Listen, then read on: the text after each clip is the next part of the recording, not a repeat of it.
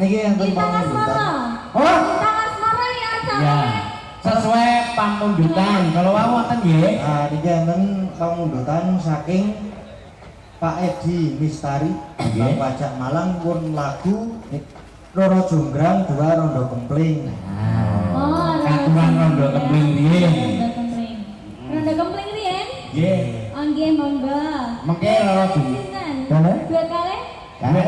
Lho, iki Apa? pira dodonan iki bisane sapa? Oh, dur-duran. Gelem ora ra gelem 150. Lho. Kok malah aku sing Monggo tonggo. Rondo Kempling, Mas.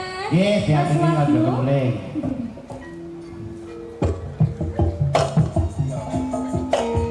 Mas, boleh tinggal nanti, Mas.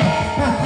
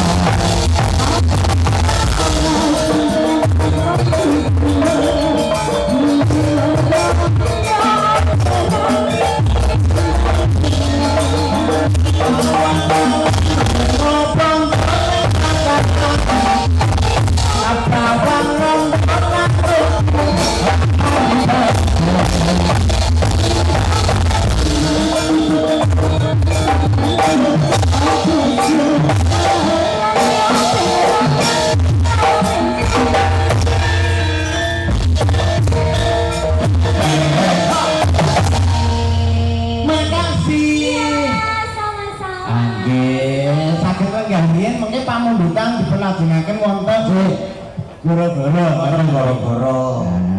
Pripun Mas? Nggih. Waktunya mungkin jam 2 niku pun kudu bubar. Nggih. Selesai lah iki wis seneng-seneng cukup kiriyen. Oke. Diteruske ten goro-goro. Oke.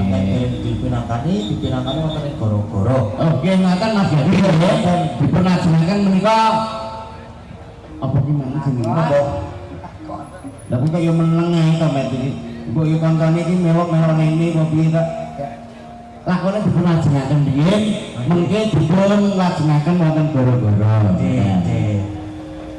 Matur sembah nuwun nggih.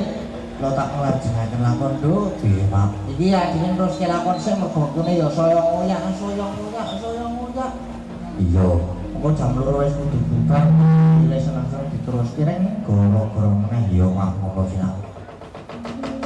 Tansah ana pamore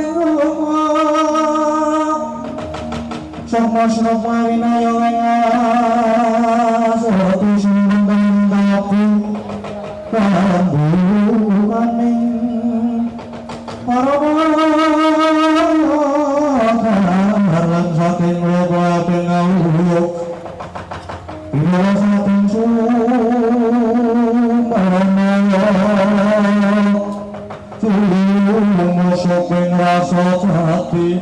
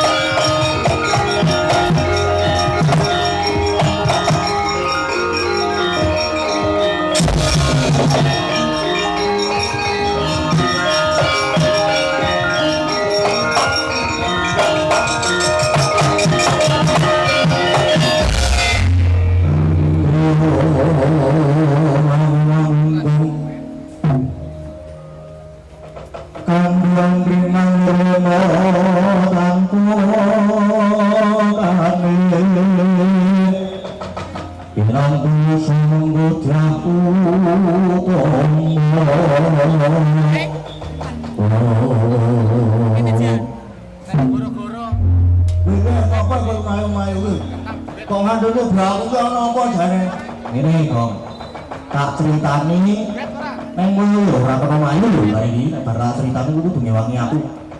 Lha kepiye to?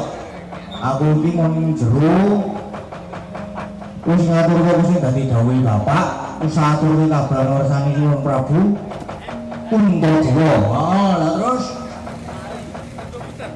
bar kowe lah kok semene iki Sunan Prabu Kresna iki atine iki rada pokoke piye kok